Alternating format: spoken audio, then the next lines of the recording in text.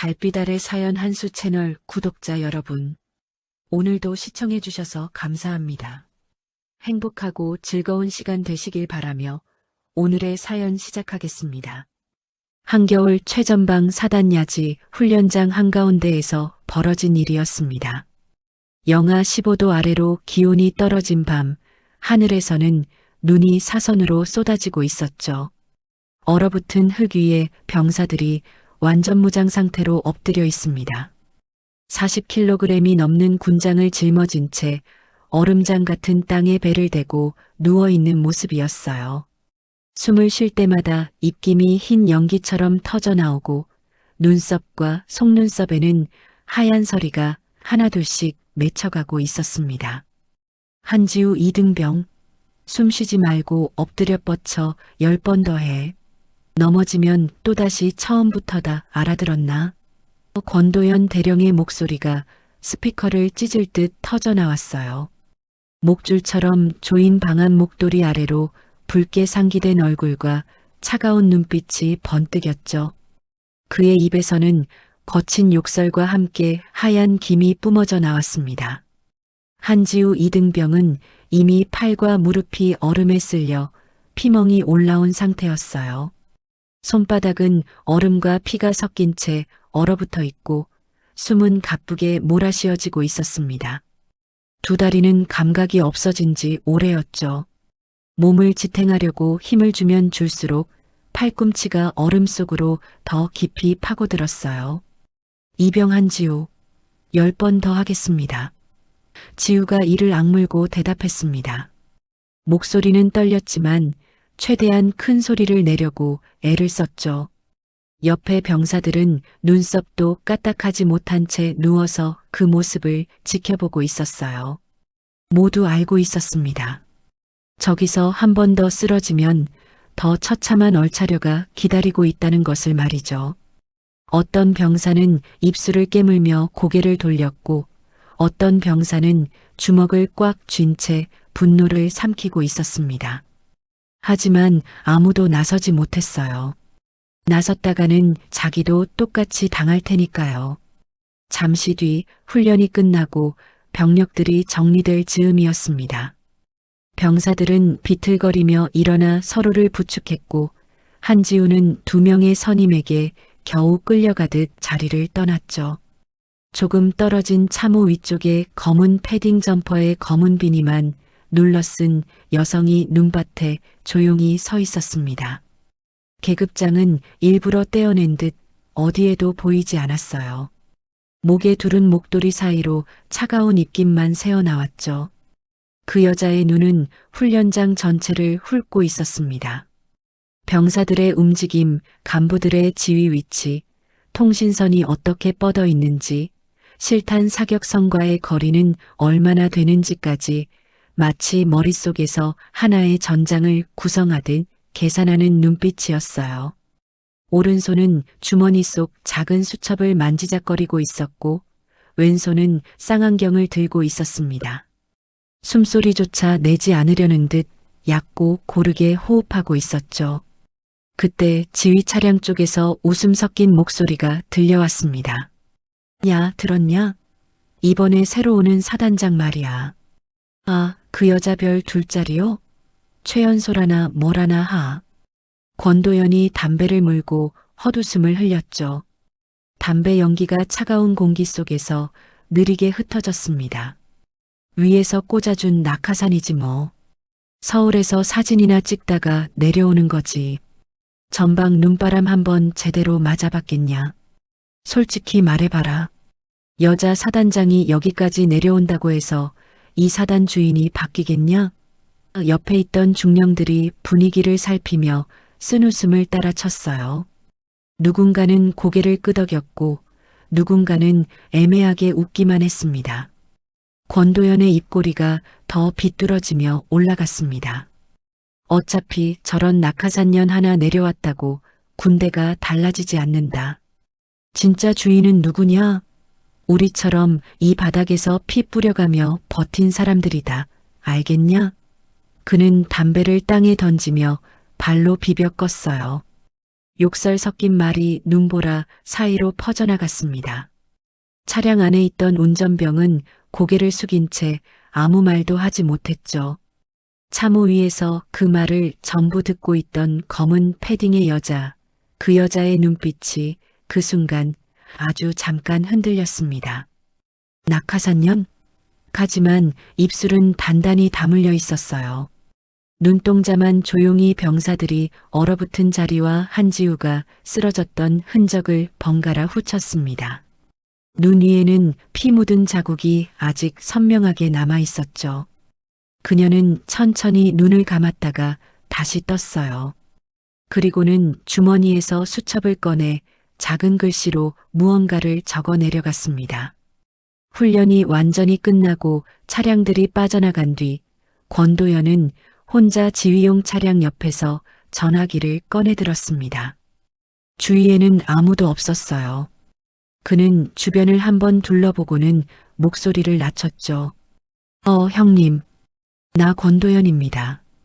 목소리가 확 낮아졌습니다. 아까 병사들 앞에서 고함치던 그 목소리와는 전혀 달랐어요. 예, 서울 쪽 거는 잘 돌아가고 있고요. 이번 신규 군납 계약건도 형님 쪽 회사로 들어가게 해놨습니다.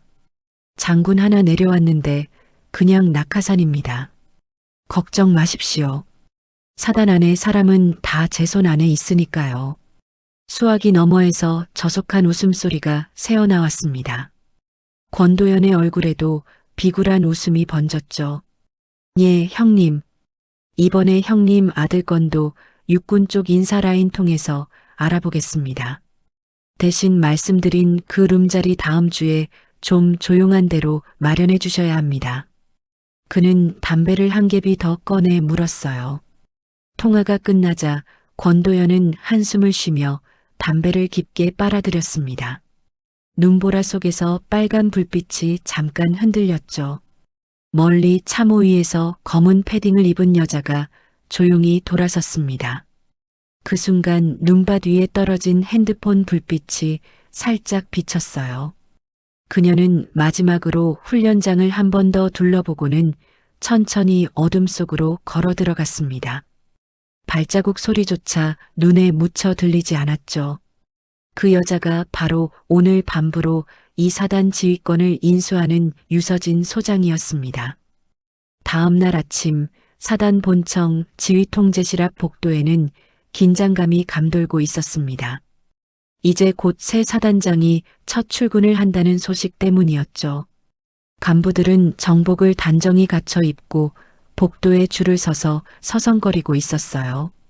누군가는 넥타이를 고쳐 매고 누군가는 구두를 닦으며 시간을 보냈습니다. 하지만 속마음은 제각각이었죠. 진짜 여자 사단장이래? 서울 쪽에서 밀어준다더라. 우리 사단 시험대 되는 거 아니야? 그래도 우리 위에는 대령님이 계시잖아. 뭐 걱정이야. 복도 구석에서 중령 몇 명이 속삭이듯 이야기를 나눴습니다. 누군가는 불안한 표정으로 창밖을 내다봤고 누군가는 일부러 태연한 척 웃어 보이기도 했어요. 사단 작전 참모실 권도연은 유리창 밖으로 연병장을 내려다보며 여유로운 웃음을 지어 보였습니다. 책상 위에는 커피 잔이 놓여 있었고 그는 천천히 커피를 한 모금 마셨죠. 다들 긴장들 하지 마라. 위에서 누굴 꽂아 내려보냈든 이 부대에서 진짜로 돌아가는 판은 다 여기서 정리된다. 참모 장교들이 눈치 보며 웃었습니다. 어떤 이는 고개를 끄덕이며 동조했고 어떤 이는 애매하게 미소만 지었어요. 그때 복도 끝에서 또각또각 구두 소리가 들려왔습니다. 모두의 시선이 동시에 그쪽으로 돌아갔죠. 검은색 정복에 별 2개가 반짝이는 견장을 단 한 여성이 천천히 걸어오고 있었어요. 표정은 과하게 웃지도 굳어있지도 않았습니다. 눈빛은 차분하게 모든 사람을 스캔하듯 지나갔죠. 키는 165cm 정도로 그리 크지 않았지만 걸음걸이에는 흔들림이 없었습니다.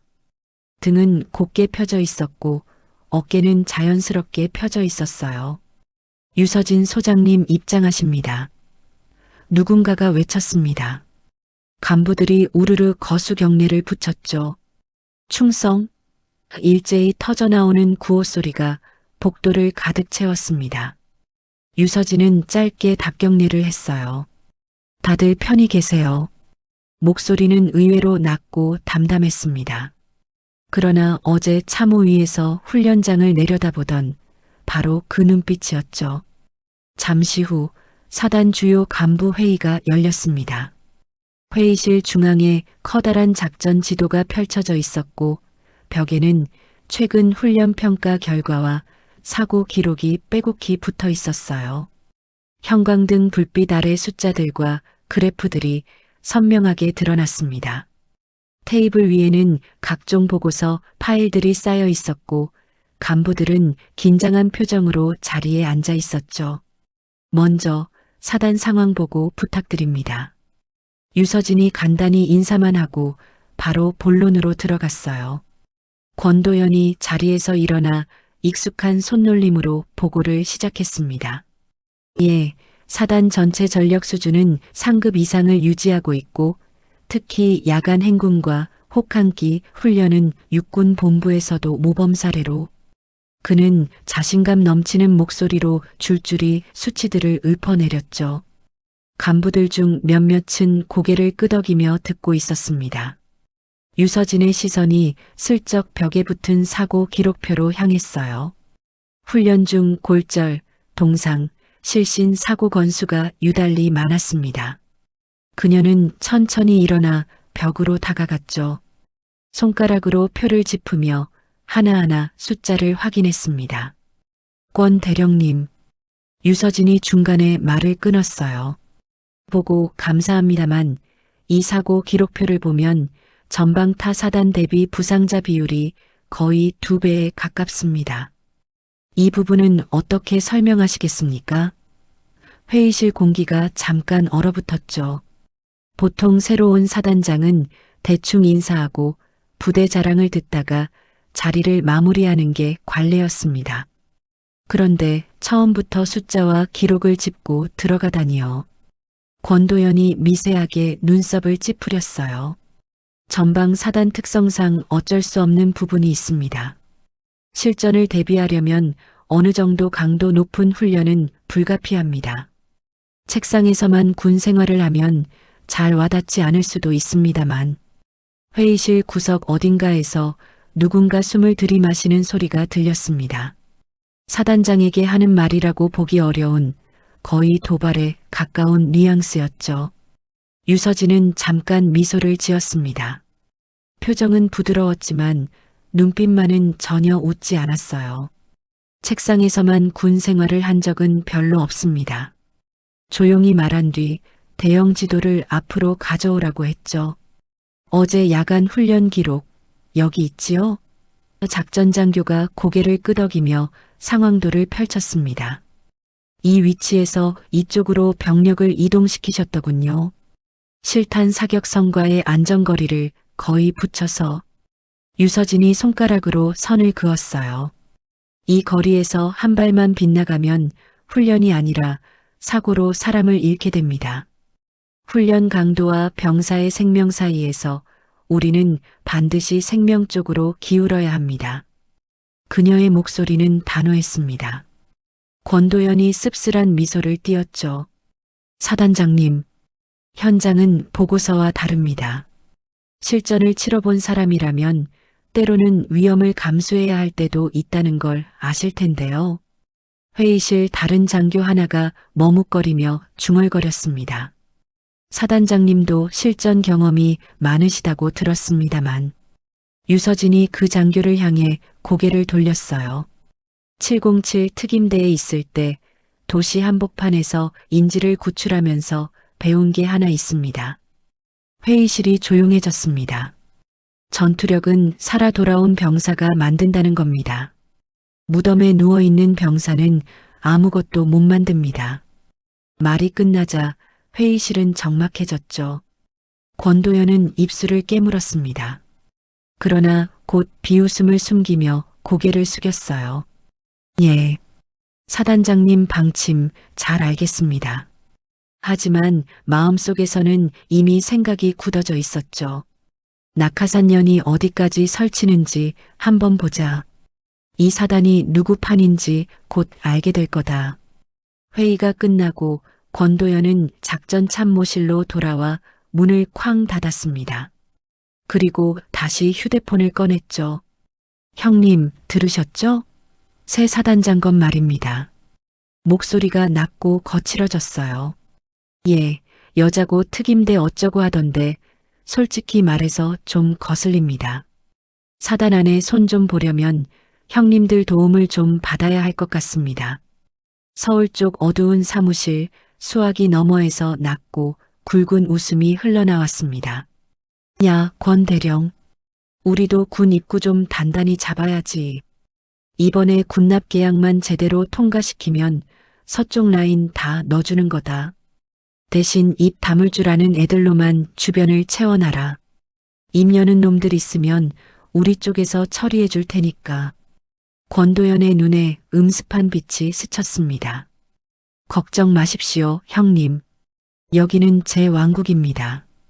그러나 문틈박 복도를 지나가던 헌병대 수사처 소령 최태혁이 우연히 그 통화의 일부를 듣고 발걸음을 멈췄어요. 군납 형님 처리해준다? 최태혁의 눈빛이 가늘게 좁혀졌습니다.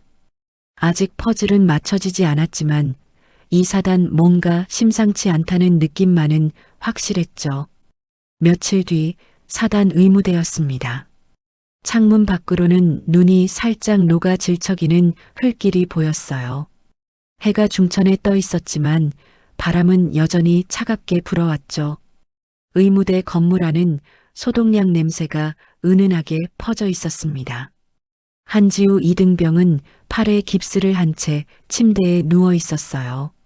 손등과 무릎에는 아직도 멍이 푸르게 남아 있었습니다. 야간행군 이후 과호흡과 탈수, 동상 증세까지 겹쳐 의무대에 실려온 것이었죠. 깁스를 하지 않은 왼손으로는 담요 끝을 꼭 쥐고 있었고 눈은 천장만 멍하니 바라보고 있었습니다. 야, 괜찮냐? 같은 분대 선임이 눈치를 보며 속삭였어요. 복도에서 누가 들을까봐 목소리를 최대한 낮춘 채였죠. 괜찮습니다, 상병님. 괜히 민원으로 번지면 더 맞을지도 모릅니다. 지우가 웃으며 말했지만 목소리는 떨렸습니다. 입술 한쪽 끝이 미세하게 경련을 일으켰어요. 잠시 후 의무대 문이 조용히 열렸습니다. 단정한 민간인 코트 차림의 여성이 들어왔죠. 검은색 롱코트에 목도리를 두르고 있었고 손에는 작은 가방을 들고 있었습니다. 의무장교가 허둥지둥 일어났어요. 아, 사단장님. 그의 목소리에는 당황스러움이 묻어 있었습니다. 한지우가 깜짝 놀라 몸을 일으키려다 팔에 통증이 밀려와 으소리를 냈어요. 유서진이 손으로 살짝 막았습니다. 편히 있어요. 이등병, 움직이지 말아요. 목소리는 부드러웠지만 단호했죠. 유서진은 침대 옆 의자에 앉았습니다. 눈빛은 따뜻하지만 뭔가 깊은 곳까지 꿰뚫어보는 느낌이었어요. 이등병, 이름이 한지우라고 했죠? 예, 사단장님. 지우의 목소리가 작게 떨렸습니다. 어제 야간행군 중에 있었던 일 보고서에는 무리한 체력 저하라고만 적혀 있던데 실제로는 어땠습니까? 솔직하게 말해도 괜찮아요. 유서진이 천천히 물었죠. 지우는 한동안 입술만 떨리며 아무 말도 하지 못했습니다. 눈동자가 이리저리 흔들렸어요. 두려움과 망설임이 교차했죠. 그러다 눈가가 붉어지더니 천천히 말을 꺼냈습니다. 쓰러졌습니다. 다리에 감각이 없어서 진짜로 일어날 수가 없었습니다. 그때 권도연 대령님께서 오셔서 지우의 목소리가 점점 가늘어졌어요. 욕을 하셨습니다. 군 생활하기 싫으면 그냥 나가라. 이런 놈들은 맞아야 사람 된다. 그리고 발로 옆구리를 2번, 3개 찼습니다. 의무장교가 고개를 떨궜습니다. 그도 이미 알고 있었던 사실이었지만 차마 입 밖으로 꺼내지 못했던 것이었죠. 그래서 더 일어날 수가 없었습니다. 그런데도 다시 얼음 위를 기어가라고 하셨습니다. 저는 군인이라서 그냥 시키는 대로. 말을 끝내기도 전에 지우의 눈에서 눈물이 뚝뚝 떨어졌어요. 손등으로 눈물을 닦으려다가 깁스에 가로막혀 그냥 흘러내리게 내버려 뒀습니다. 유서진은 잠깐 눈을 감았다 떴어요. 숨을 한번 깊게 들이쉬었습니다. 이등병, 사실대로 말해줘서 고마워요. 사단장님, 이거 말한다고 제가 더 힘들어지는 건 아니겠습니까? 지우의 가장 큰 두려움은 그것이었습니다. 찍힌 병사가 되는 것이었죠. 유서진은 단호하게 고개를 저었어요. 내 사단에서 진실을 말했다고 해서 더 힘들어지는 병사는 없을 겁니다. 설령 누군가 그런 식으로 내 인생을 건드리려 든다면 먼저 나부터 그 사람을 자르겠습니다. 말투는 부드러웠지만 내용은 엄청나게 단호했습니다. 지우가 조심스럽게 물었어요. 사단장님은 왜 이렇게까지 해주십니까? 이등병 하나 때문에. 유서진은 잠시 침묵하다가 의무대 침대 옆 작은 서랍을 열었습니다. 그리고 가방에서 한 장의 사진을 꺼냈죠. 사진 속에는 외국 어느 도시의 붕괴된 건물 잔해 속에서 어떤 남자가 누군가를 업고 뛰어가는 장면이 담겨 있었어요. 엎혀 있는 사람은 피범벅이 된 젊은 여군 장교였습니다. 이등병 아버지 이름이 한명수 맞죠? 예. 어떻게? 지우가 놀라 눈을 크게 떴습니다. 아버지는 예전에 해외에서 구조대원으로 활동했습니다. 어느 테러 현장에서 부상으로 못 움직이던 저를 업고 바깥까지 뛰어나온 사람이 바로 내 아버지였습니다. 유서진의 목소리에 감정이 묻어났어요. 사진 속 남자의 얼굴을 보자 한지우의 눈에서 눈물이 쏟아졌습니다. 아버지가 늘 그런 말 했었습니다. 어디 가서 군인들이랑 함께 일한 적 있다고. 자기는 군인이 아니었지만 군인들 옆에서 자랑스러웠다고. 지우는 목이 메어 더 이상 말을 잇지 못했죠. 유서진의 눈가도 살짝 젖었습니다. 그날 이후로 나는 언젠가 한명수라는 이름을 가진 사람에게 꼭 빚을 갚아야 한다고 생각했어요. 그게 가족이든 자식이든. 유서진이 사진을 조심히 다시 가방에 넣으며 말했어요. 그러니까 이등병. 내 상처는 내 잘못이 아니에요. 이 부대가 잘못된 겁니다. 이제부터 그 잘못을 바로잡는 건 내 몫입니다. 그날 저녁 유서진은 헌병대 수사처 소령 최태혁을 사단장 집무실로 불렀습니다. 집무실 책상 위에는 각종 서류들이 펼쳐져 있었고 노트북 화면에는 군납 관련 자료가 떠 있었어요. 최소령, 이 사단 단순히 가혹행위 수준이 아닙니다. 군납, 외부 세력, 폭행, 은폐 전부 냄새가 납니다. 유서진의 목소리는 차분했지만 단단했죠. 최태혁의 눈빛이 번쩍했습니다. 사실 이 사단 부임 전부터 서울, 경기 쪽 조직폭력배들하고 연결된 흔적이 몇 번 포착됐습니다. 근데 다 흐지부지 됐죠. 윗선이 막힌 건지 내부에서 막힌 건지 그의 주먹이 꽉 쥐어졌어요. 유서진은 손에 들고 있던 보고서를 탁 내려놓았습니다. 이제 막을 사람은 없습니다. 당신과 나 둘 다 이 사단의 안전과 명예에 책임이 있습니다. 권도현 대령과 외부 조직 사이 연결고리 조용히 그러나 끝까지 파봅시다. 그녀의 눈빛에는 결연한 의지가 담겨 있었죠. 최태혁이 고개를 깊이 숙였습니다. 예, 사단장님. 이번엔 헌병 쪽도 물러서지 않겠습니다. 그는 가방에서 작은 녹음기를 꺼냈어요. 이미 며칠 전 권도현 대령이 수상한 전화 통화를 하는 걸 우연히 들었습니다. 조금만 더 증거를 모으면 확실한 고리를 잡을 수 있을 것 같습니다. 유서진이 고개를 끄덕였습니다. 조심해서 움직이세요. 저들도 눈치채면 증거를 없앨 겁니다. 우리에게 필요한 건 결정적인 한 방입니다. 두 사람의 눈빛이 마주쳤고 그 속에는 같은 결의가 담겨 있었죠. 서울 번화가 뒷골목, 늦은 밤이었습니다.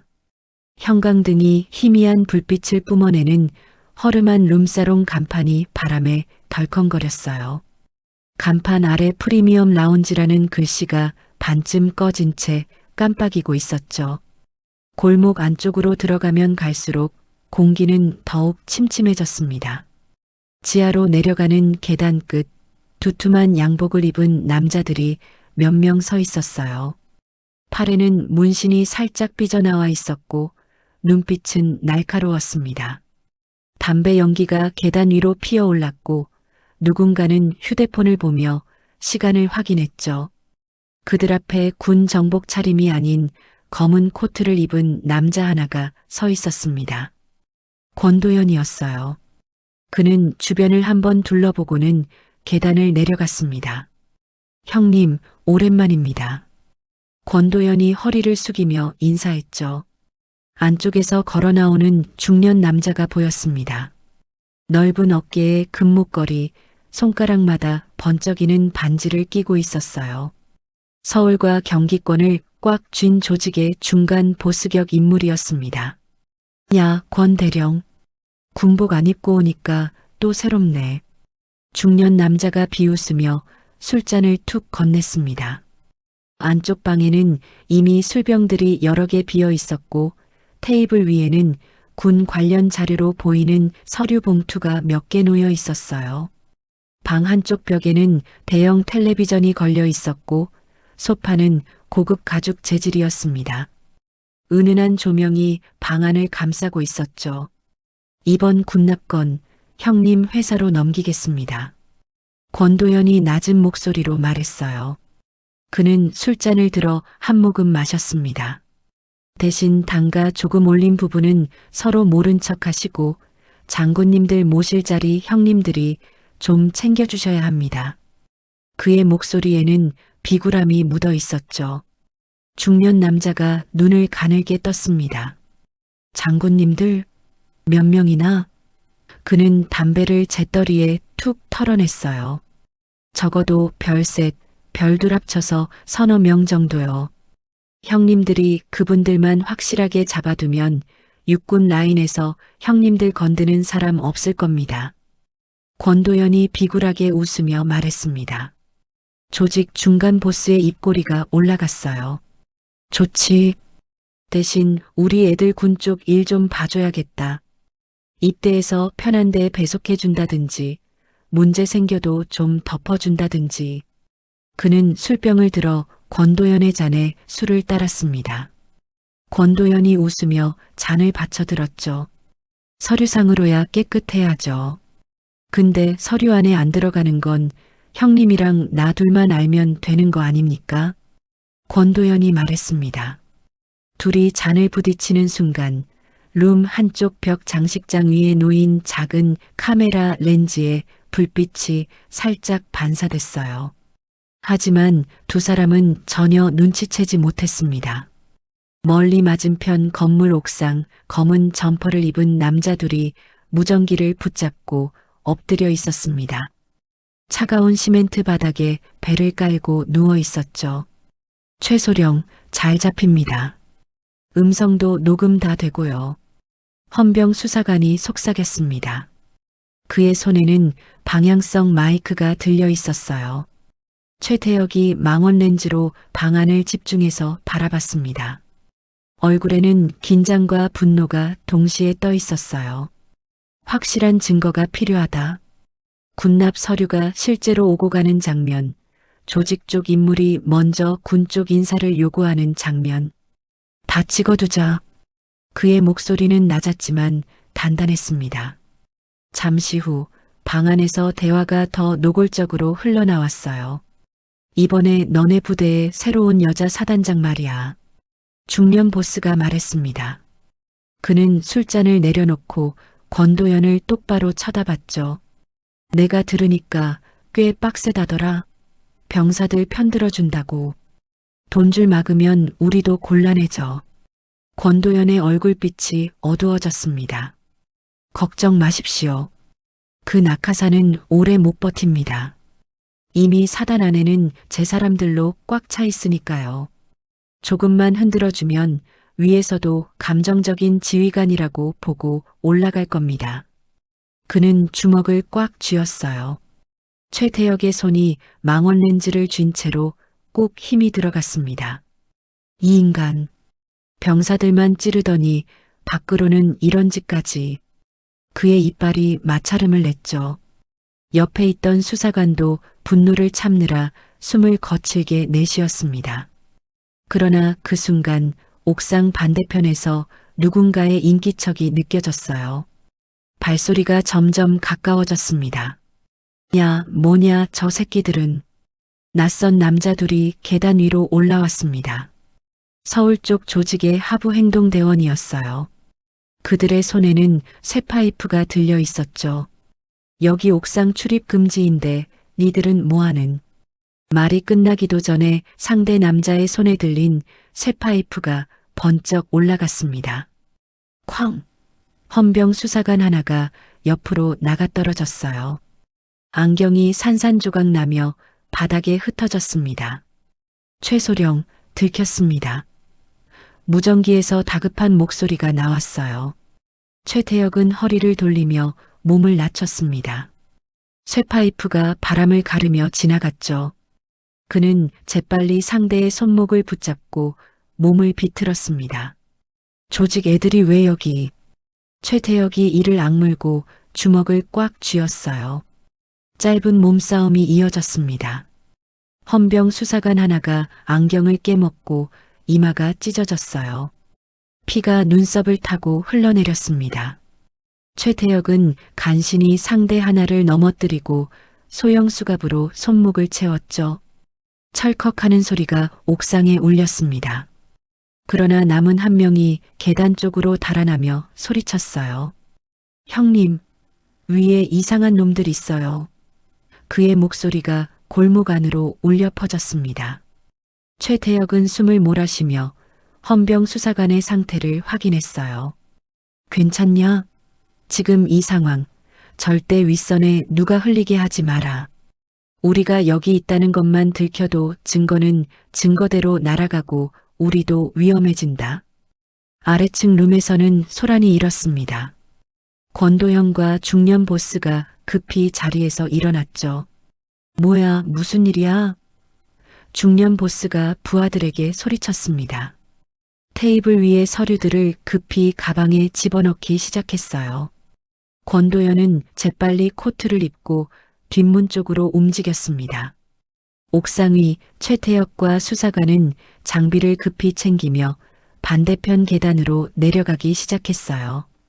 카메라 하나는 급하게 챙기느라 렌즈캡이 떨어졌지만 돌아볼 겨를이 없었습니다. 그들의 헐떡이는 숨소리가 서울 겨울밤 차가운 공기 속으로 섞여 사라졌죠. 최태혁은 주머니 속 녹음기를 꽉 움켜쥐었습니다. 이것만이라도 건졌다. 이걸로 충분할 거야. 골목을 빠져나가며 최태혁은 뒤를 돌아봤어요. 룸 건물에서는 불빛이 깜빡이고 있었고 몇몇 남자들이 밖으로 나와 주변을 살피고 있었습니다. 다음엔 더 조심해야 해. 하지만 오늘 얻은 건 충분하다. 그는 이를 악물고 어둠 속으로 사라졌습니다. 며칠 뒤 사단 내 분위기는 눈에 띄게 험악해졌습니다. 권도연 주변에 있던 간부들이 하나 둘씩 눈빛을 바꾸기 시작했어요. 복도를 지나가는 장교들 사이에서 수군거림이 끊이지 않았습니다. 누군가는 고개를 숙인 채 빠르게 걸어갔고 누군가는 모퉁이에 모여 속삭였죠. 야, 이상하지 않아? 헌병들이 요새 자꾸 사단 들락날락한다. 권 대령님 말로는 새 사단장이 헌병이랑 짜고 사단 간부들 들쑤신다더라. 식당 한쪽 테이블에서 중령 둘이 목소리를 낮춰 대화를 나눴습니다. 그들의 시선은 계속 주변을 살폈어요. 내무반에서도 비슷한 이야기가 돌았습니다. 여자 사단장이 감정적으로 굴어서 외부에 이상한 정보 흘리고 다닌대. 괜히 잘못 걸리면 우리만 피보는 거 아니야? 병사들 사이에서도 불안감이 퍼져나갔죠. 간부 식당에서는 더욱 노골적인 이야기들이 오갔습니다. 권도연은 의도적으로 새 사단장이 위험하다는 분위기를 만들고 있었어요. 그는 식사 시간마다 자신의 측근들을 모아놓고 은근히 유서진을 깎아내렸습니다. 여자라서 그런지 감정적으로 판단하는 경향이 있어. 군대는 감정으로 굴러가는 곳이 아닌데 말이야. 그의 말에 몇몇은 고개를 끄덕였고 몇몇은 애매하게 웃었죠. 그뿐만이 아니었습니다. 한지우 이등병이 속한 중대에서는 뜻밖의 조치가 내려왔어요. 중대 사무실, 중대장은 책상 위에 놓인 명령서를 내려다보며 한숨을 쉬었습니다. 한지우 이등병, 면담 내용 유출 의혹으로 일정 기간 내무반 근무 제한, 외출 외박 통제. 중대장은 명령서를 내려놓고 눈치를 봤어요. 사무실에는 그와 행정보급관만 있었습니다. 이건 위에서 내려온 짓이다. 나도 마음은 안 좋다. 하지만 간부들 간에 문제가 있는 상황에서 이런 민감한 애들은 일단 묶어두라고. 중대장의 목소리에는 무력함이 묻어 있었죠. 내무반에서 그 소식을 들은 지우는 침대에 앉아 입술을 깨물었습니다. 사단장님이 분명히 괜찮다고 했는데 왜 내가? 그의 손은 떨리고 있었어요. 옆 침대의 선임이 조심스럽게 다가와 어깨를 두드렸지만 지우는 고개를 돌리지 않았습니다. 창밖으로는 눈이 다시 내리기 시작했죠. 그 시각 사단장 집무실에서 유서진은 그 사실을 뒤늦게 보고받았습니다. 한지우 이등병 외출 외박 통제라고요? 눈빛이 순간 싸늘하게 가라앉았어요. 그녀가 들고 있던 펜이 책상에 톡 떨어졌습니다. 누가 저런 지시를 내렸습니까? 작전 참모실에서 내려온다고 들었습니다. 보좌관 박은별 중령이 조심스럽게 말했어요. 그녀의 얼굴에도 난처함이 역력했습니다. 유서진은 자리에서 천천히 일어나 코트를 걸쳤죠. 지금 당장 작전 참모실로 갑니다. 그녀의 목소리는 차분했지만 단호했습니다. 복도를 걸어가는 유서진의 뒤를 박은별이 따라갔어요. 복도를 지나가던 장교 몇몇이 그녀를 보고 재빨리 거수 경례를 붙였습니다. 유서진은 답례를 하며 계속 걸었죠. 작전 참모실 문 앞에 도착했을 때 안에서 웃음소리가 들려왔습니다. 문을 열자 권도연이 여유롭게 차를 마시고 있었어요. 테이블 위에는 과자 봉지가 뜯겨져 있었고 참모 장교 둘이 함께 앉아 있었습니다. 사단장님, 무슨 일이십니까? 권도연이 일어서며 물었죠. 겉으로는 공손했지만 속에는 냉소가 깔려 있었습니다. 권 대령님, 한지우 이등병 외출 외박 통제 지시 누가 내렸습니까? 유서진의 목소리는 낮았지만 날카로웠어요. 방 안의 공기가 순식간에 무거워졌습니다. 다른 장교들은 서로 눈치를 보며 자리에서 일어날까 말까 망설였죠. 아, 그거요? 권도연이 태연하게 웃었습니다. 그는 찻잔을 내려놓고 팔짱을 꼈어요. 요즘 헌병이랑 사단이 너무 시끄럽지 않습니까? 정보가 밖으로 새나가면 곤란한 일이 많을 것 같아서 민감한 인물들부터 차단하는 차원이죠. 사단장님께서도 보안의 중요성은 잘 아시지 않습니까? 보안이 아니라 입막음 아닌가요? 유서진의 목소리가 더 낮아졌습니다. 그녀는 한 걸음 앞으로 다가갔어요. 훈련 중 가혹행위 피해를 입은 병사를 보호해주지는 못할 망정 오히려 감시하고 통제하는 겁니까? 권도연의 눈에 살기가 스쳤습니다. 그는 의자를 밀치고 벌떡 일어났어요. 사단장님, 제가 누구 때문에 여기까지 올라왔겠습니까? 목소리가 점점 커졌습니다. 서울, 경기 쪽 인맥 다 써가면서 이사단 예산 끌어오고 군납 따오고 부대 살림살이 만들어 놓은 게 누굽니까? 현실은 돈입니다. 사람은 말로만 살 수 없습니다. 유서진의 눈빛이 더 차갑게 식었어요. 그 돈이 병사들을 때리고 협박하면서 만들어진 돈이라면요?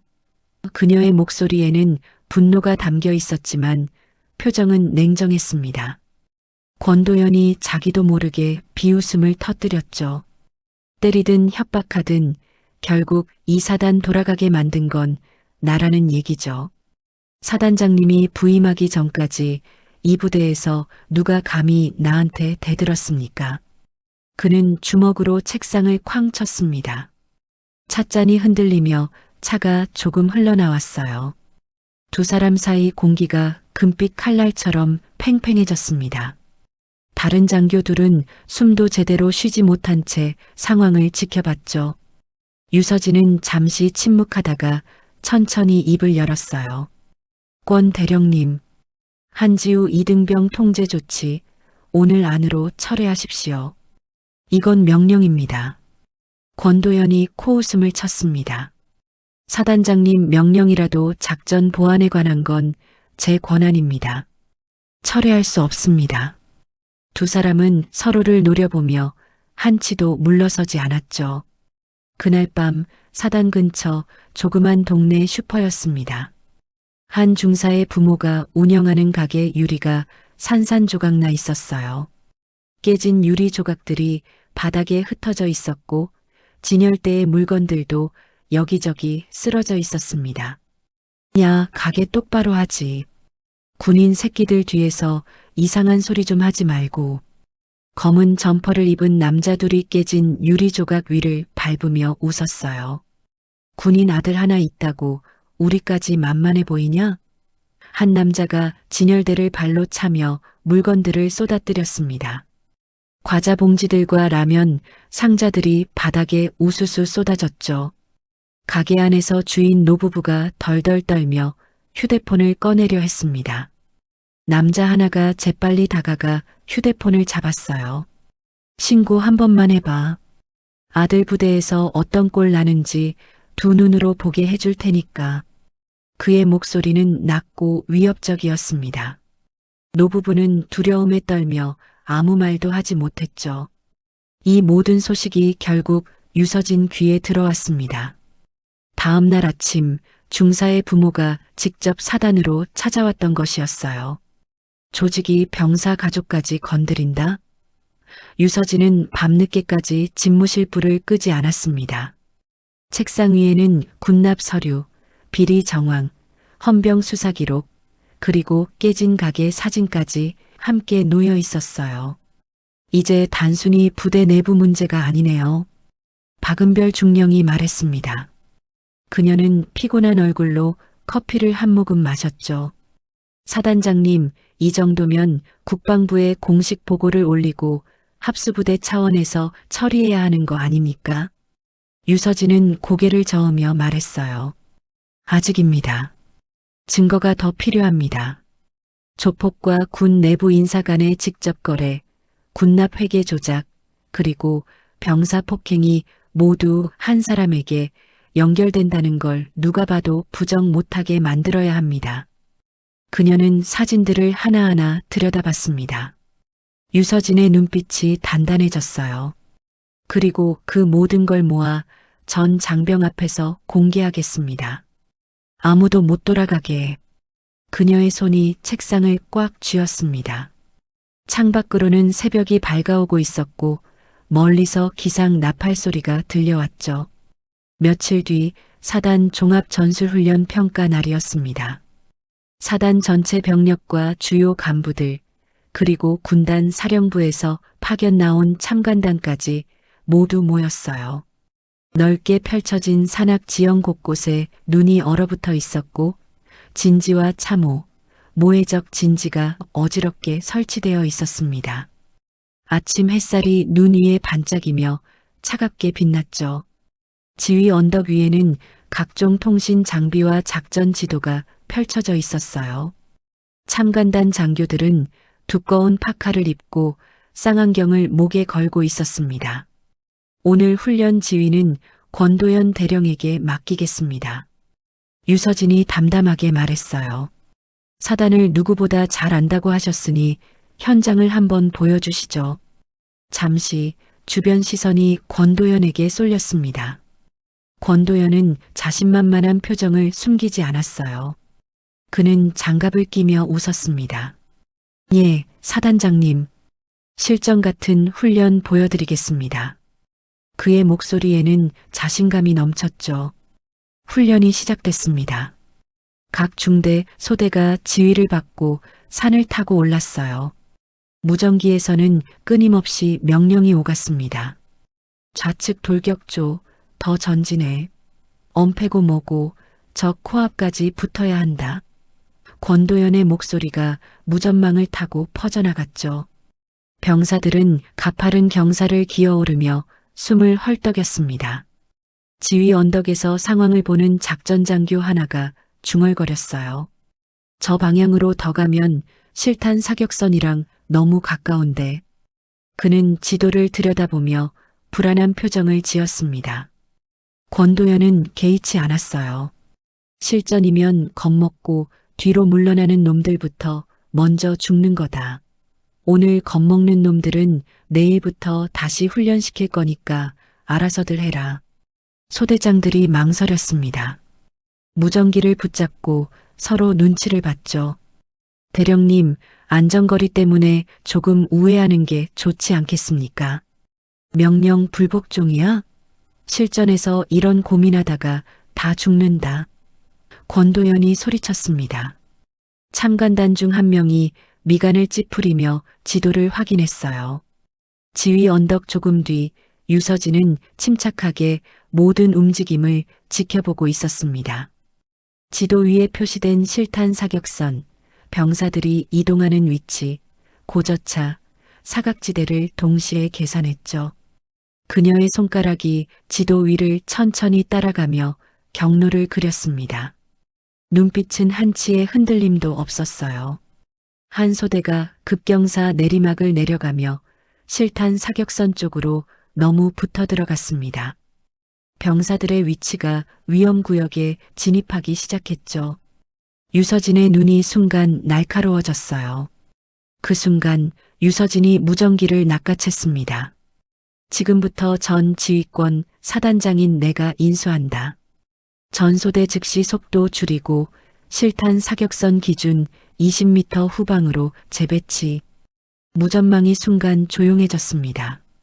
병사들은 움직임을 멈추고 무전기를 귀에 대고 확인했죠. 권도연이 벌떡 일어났어요.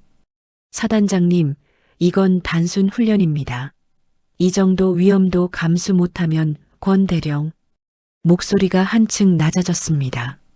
내가 707 특임대에서 실탄이 머리 위로 스쳐 지나가는 골목을 여러 번 지나봤습니다. 지금 저 위치에서 한 발만 빗나가면 병사 하나는 바로 관에 들어갑니다. 이건 전투가 아니라 사고입니다. 유서진의 목소리는 단호했지만 차분했어요. 참관단 장교들이 서로 눈빛을 교환했습니다. 잠시 정적이 흘렀습니다. 그 사이 유서진이 정확한 좌표를 불러가며 각 소대에게 새 엄폐선과 우회 경로를 지시했어요. 우측 3소대, 좌측 능선을 이용해 곡사포 사각지대로 이동. 중앙 돌격조, 지형 고저차 이용해서 계곡 쪽으로 내려간 뒤 적 진지 좌측 협곡으로 우회. 지금부터 3분 안에 재정렬 못하면 지휘 책임은 내가 위에서 받겠다. 지휘권 다 내게 있다. 소대장들의 목소리가 동시에 터졌습니다. 2일중대장 이해준, 명령 수행하겠습니다. 3소대장 박진우, 경로 수정, 부대 재배치 실시. 무전망이 다시 활기를 띠기 시작했어요. 지도 위에서 빨간 표시들이 부드럽게 움직이기 시작했습니다. 병사들은 눈밭을 가르며 새로운 엄폐선으로 달려갔죠. 참관단 한 명이 쌍안경을 들어 병력 이동을 지켜봤습니다. 저 경로 완벽한데요. 사각지대를 정확히 활용하고 있습니다. 옆에 참관단 장교도 고개를 끄덕였어요. 실탄 사격선과의 안전거리도 확보하면서 기동 속도도 떨어지지 않네요. 조금 뒤 유서진이 다시 무전기를 들었습니다. 우측 저격조, 표적 A 먼저 제압, 중앙 돌격조, 좌측 협곡 진입과 동시에 위협 사격, 좌우 측면조는 적 후방 철수로 차단. 전 대원, 지금부터 30초 후 일제 공격 개시. 그녀의 목소리는 명확하고 힘이 있었어요. 짧은 구령, 그리고 훈련용 탄환 발사음이 산을 울렸습니다. 타타타탕, 각조의 움직임이 완벽하게 맞물리며 적 진지는 순식간에 포위됐어요. 연막탄이 터지며 하얀 연기가 피어올랐고 병사들은 정확한 타이밍에 돌격했습니다. 상황 통제관이 외쳤습니다. 목표 점령 완료. 아군 피해 제로. 그의 목소리에는 놀라움이 담겨 있었어요.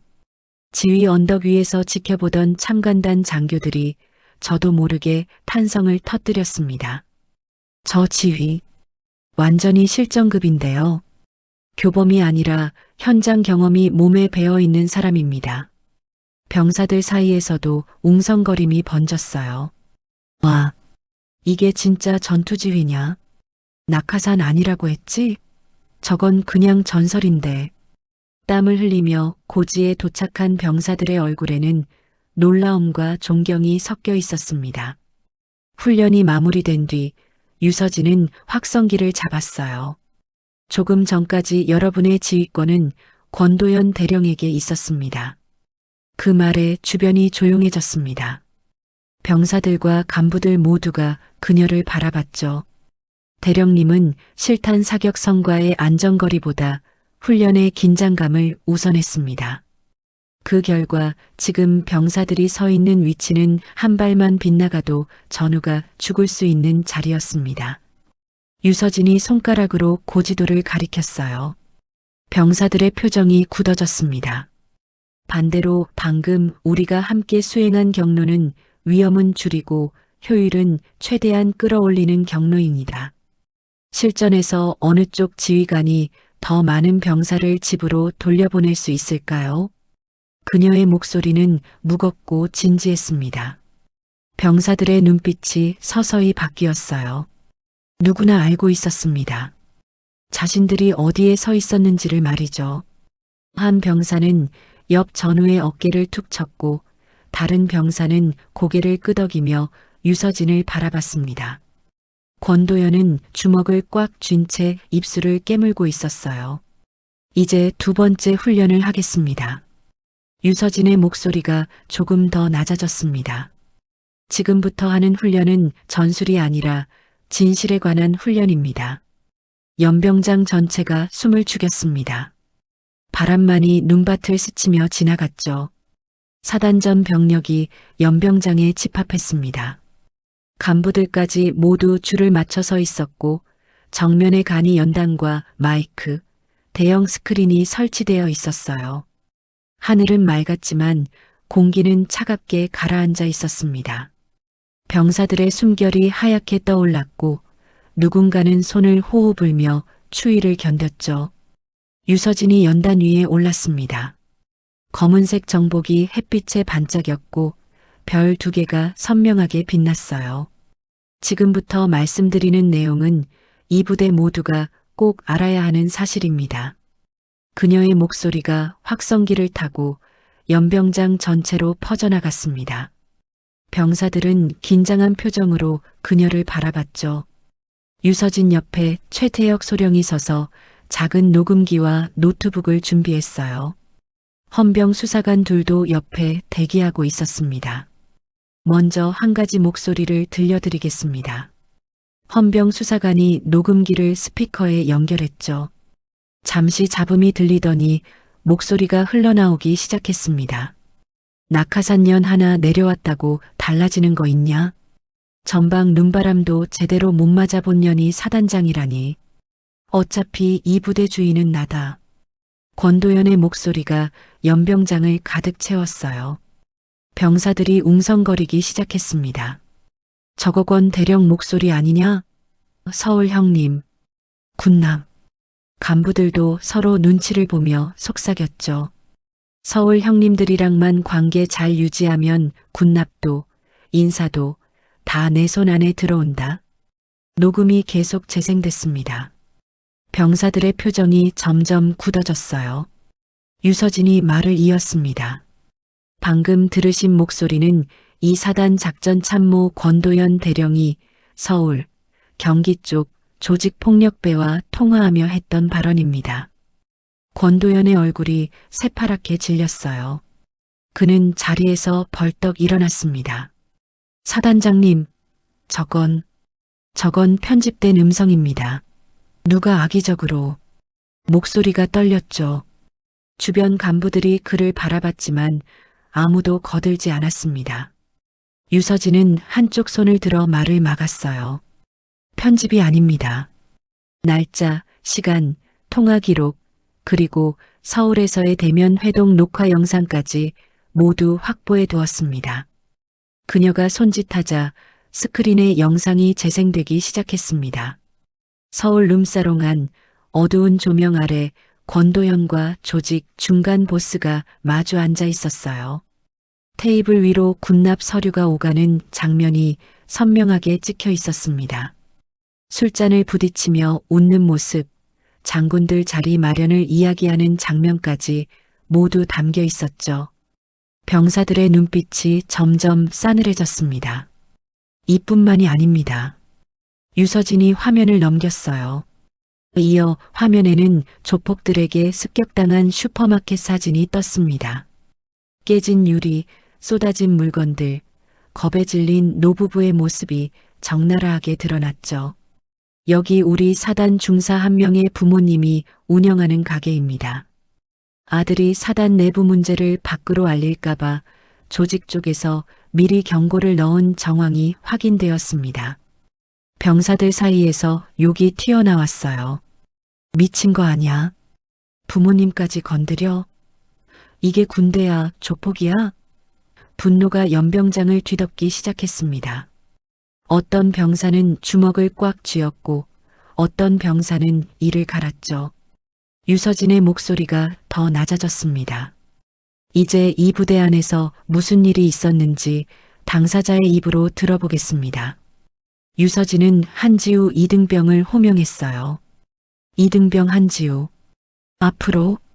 깁스를 한 팔을 조심스럽게 안고 한지우가 대열 앞으로 나왔습니다. 다리가 살짝 떨렸지만 눈은 똑바로 정면을 보고 있었어요. 이등병. 야간 행군 중 권도연 대령에게 어떤 일을 당했는지 사실 그대로 말해주세요. 거짓이나 과장은 필요 없습니다. 유서진이 부드럽지만 단호하게 말했죠. 지우는 숨을 한 번 크게 들이쉬었습니다. 행군 중에 다리에 감각이 없어져서 쓰러졌습니다.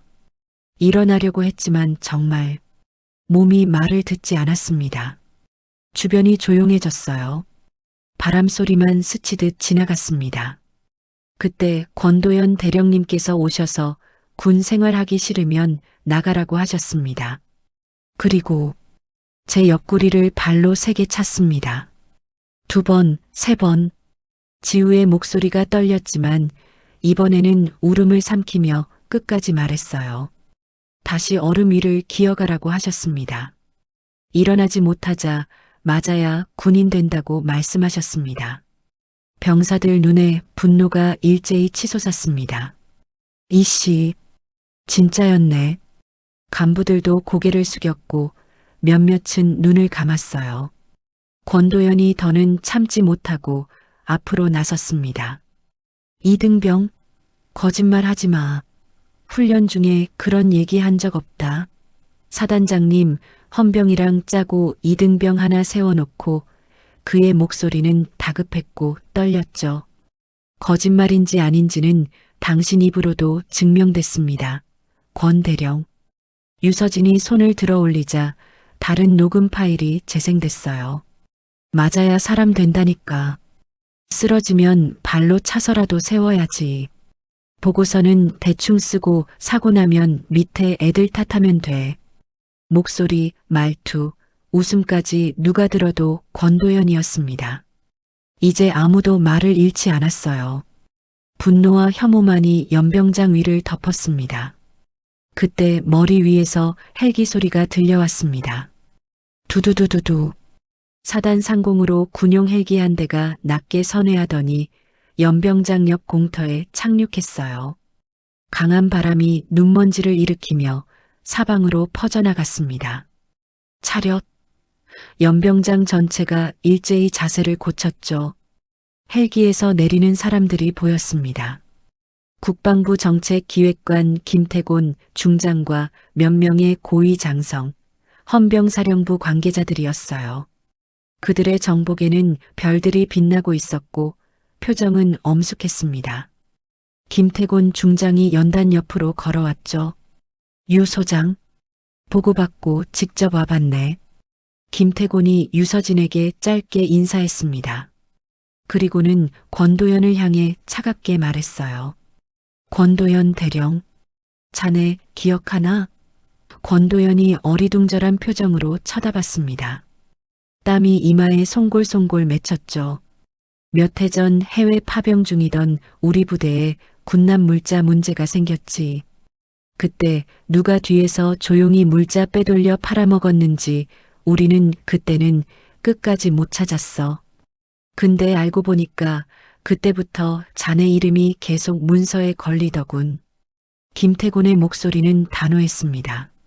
스크린에는 다른 때의 군납 비리 자료까지 함께 떴어요. 계좌, 서명, 날짜가 선명하게 표시되어 있었습니다. 권도연의 얼굴이 점점 하얗게 질렸죠. 자네는 사단을 키운 게 아니라 사단이라는 이름을 이용해 조폭들과 돈벌이를 해온 거야. 병사들은 자네에게 맞아가며 훈련을 버텼고 자네는 그 사이에서 형님들 모시며 술집을 들락거렸지. 김태곤은 고개를 돌려 대열 뒤쪽 병사들을 바라봤습니다. 반면 여기 유서진 소장은 그의 눈빛이 잠시 부드러워졌어요.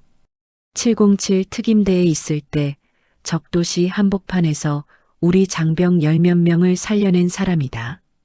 그 작전 이름은 백운 작전. 기록에 제대로 남지 않았지만 그날 현장에서 지휘권을 쥐고 끝까지 남았던 사람은 책상에 앉아있던 사람이 아니라 바로 이 사람이다. 병사들이 서로 얼굴을 봤습니다. 소문으로만 들었던 이야기가 눈앞에서 사실로 확인되는 순간이었죠. 어떤 병사는 감동으로 눈가가 붉어졌고 어떤 병사는 고개를 끄덕이며 유서진을 바라봤습니다. 김태곤이 단호하게 선언했어요. 진짜 낙하산이 누구인지 이제는 다들 알겠지. 위에서 끌어준 줄 타고 조폭 힘 빌려서 여기까지 올라온 자가 낙하산이지. 피 묻은 군화를 신고 현장에 쌓은 공적으로 여기까지 온 사람은 낙하산이 아니다. 그의 목소리가 연병장을 울렸습니다. 김태곤이 헌병들을 향해 손짓했어요. 권도연 대령, 지금 이 시간부로 직무정지, 군형법 위반, 뇌물수수, 폭행치상, 조직폭력배와의 결탁 혐의로 연행한다. 헌병들이 앞으로 나와 권도연의 양손에 수갑을 채웠습니다. 철컥하는 소리가 연병장 전체에 울렸죠. 권도연이 버둥거리며 소리쳤어요. 이럴 수는 없어. 나 아니었으면 이 사단 굶어 죽었어. 나만큼 전방 위에서 몸 바친 놈이 어딨다고. 그러나 이제 그의 말은 아무도 듣고 싶어 하지 않았습니다. 병사들은 고개를 돌렸고 몇몇 간부는 눈을 감았어요. 먼지를 일으키며 떠나는 헌병 차량을 모두가 조용히 지켜봤습니다. 유서진은 마지막까지 권도연을 향해 아무 말도 하지 않았어요. 그저 병사들을 향해 고개를 돌렸습니다. 여러분, 오늘 이 자리는 단순히 한 사람을 처벌하는 자리가 아닙니다. 이 부대가 어디에서부터 잘못됐는지, 그리고 앞으로 어디로 가야 하는지 같이 확인하는 자리입니다. 유서진의 목소리에는 묵직한 슬픔과 결의가 동시에 담겨 있었죠.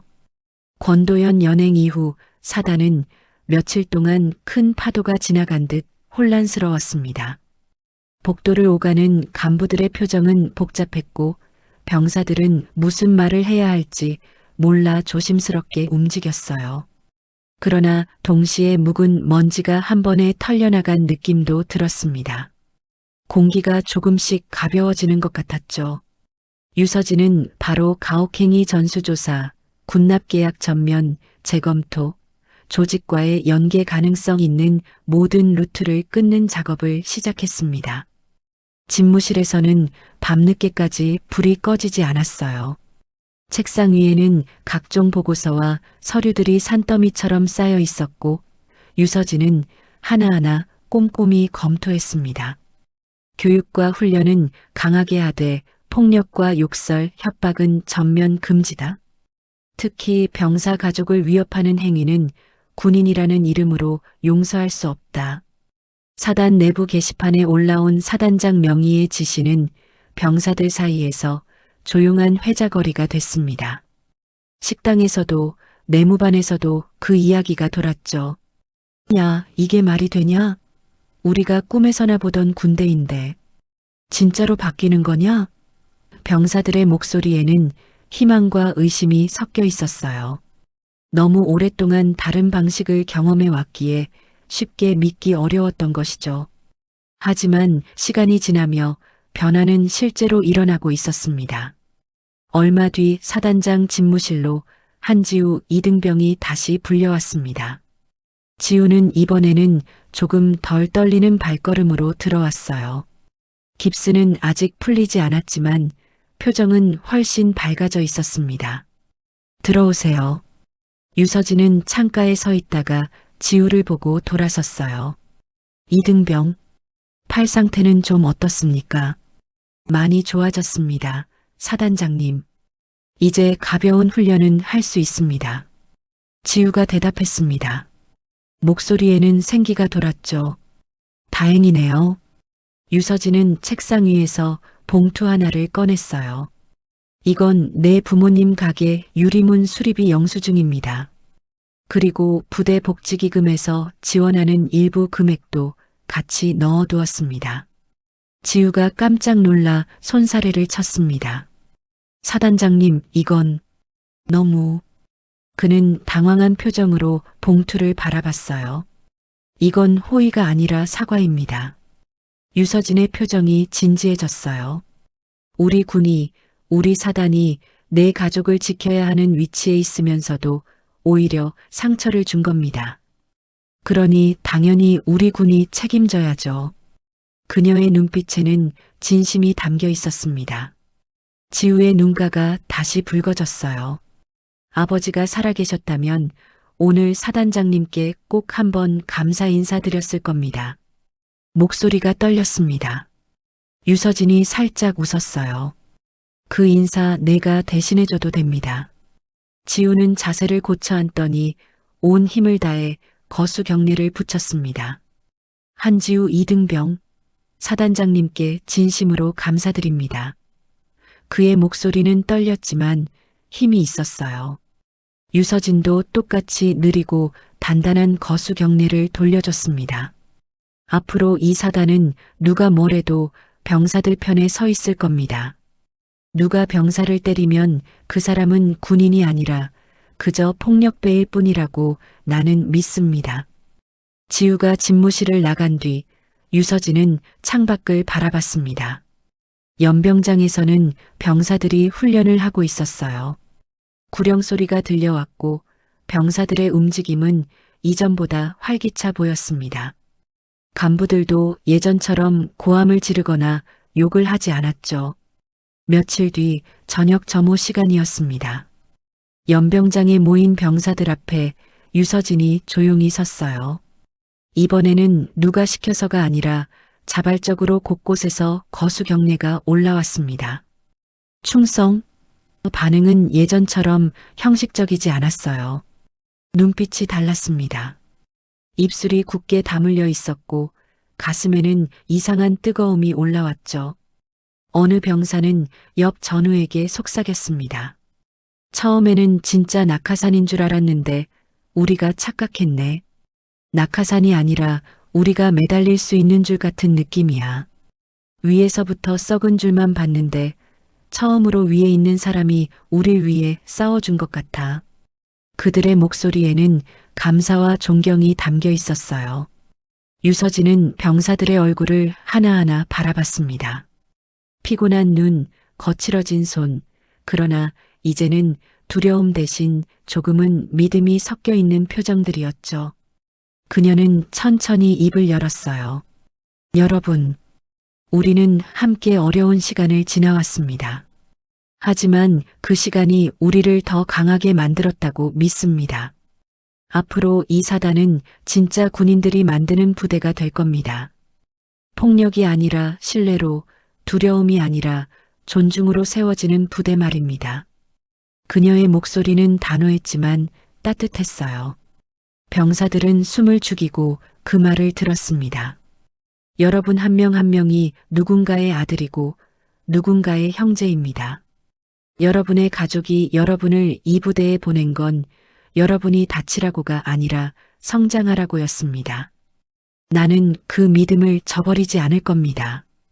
유서진의 눈빛이 더욱 단단해졌죠. 밤하늘에는 별이 총총히 떠 있었습니다. 마치 흩어져 있던 작은 별들이 하나의 별자리를 이룬 것처럼 보였어요. 차가운 바람이 연병장을 스쳤지만 병사들은 꿋꿋하게 서 있었습니다. 어떤 병사는 눈물을 흘렸고 어떤 병사는 주먹을 꽉 쥐었죠. 낙하산. 어제까지 욕처럼 쓰이던 단어가 오늘은 조용히 의미를 바꿨습니다. 위에서 떨어진 사람이 아니라 위에서부터 썩어 내려오는 것을 끊고 아래를 받쳐주는 줄이었죠. 흔들리는 병사들이 잡을 수 있는 하늘에서 내려온 줄 하나였습니다. 유서진의 눈동자에 밤하늘 별빛이 잔잔하게 비쳤어요. 그녀는 마지막으로 병사들을 향해 경례를 올렸습니다. 여러분과 함께 할 수 있어서 영광입니다. 앞으로도 계속 함께 가겠습니다. 병사들도 일제히 경례를 올렸죠. 충성. 그 구호는 이제 형식이 아니었습니다. 진심이었어요. 이 사단에서 적어도 이제부터는 병사들이 폭력배가 아니라 진짜 군인에게 지휘받는다는 사실이 천천히 그러나 확실하게 퍼져나가고 있었습니다. 유서진은 연단을 내려와 병사들 사이를 천천히 걸었어요. 몇몇 병사들이 그녀를 보며 고개를 숙여 인사했고 유서진도 하나하나 답례했습니다. 수고했어요. 고생 많았습니다. 그녀의 목소리는 부드러웠죠. 병사들의 얼굴에는 미소가 번졌습니다. 집무실로 돌아온 유서진은 창가에 섰습니다. 멀리 연병장에서는 병사들이 내무반으로 돌아가고 있었어요. 그들의 발걸음은 이전보다 가벼워 보였습니다. 유서진은 작은 액자를 꺼내 들었죠. 그 안에는 예전 한명수 씨와 함께 찍은 사진이 들어 있었습니다. 한명수 씨, 빚을 조금이나마 갚았습니다. 당신의 아들은 이제 안전합니다. 그리고 이 사단의 모든 병사들도 마찬가지입니다. 그녀는 액자를 가슴에 안으며 눈을 감았어요. 창밖으로는 눈이 다시 내리기 시작했습니다. 하지만 이번 눈은 조금 다르게 느껴졌죠. 희망처럼 포근하게 내렸습니다. 책상 위 전화기가 울렸습니다. 박은별 중령이었어요. 사단장님, 국방부에서 연락 왔습니다. 이번 사건 처리에 대해 치하한다고 하시네요. 그리고 다른 사단에도 비슷한 전수조사를 실시하기로 결정했다고 합니다. 유서진이 미소를 지었습니다. 잘 됐네요. 이게 시작이길 바랍니다. 전화를 끊고 유서진은 다시 창밖을 바라봤어요. 눈은 계속 내렸고 연병장은 하얗게 물들어갔습니다. 하지만 그 하얀색은 이제 새로운 시작의 색이었죠. 이 사단은 이제 진짜 군인들의 부대로 거듭나고 있었습니다. 그리고 그 중심에는 한 명의 소장이 서 있었어요. 낙하산이 아니라 든든한 기둥으로 말입니다.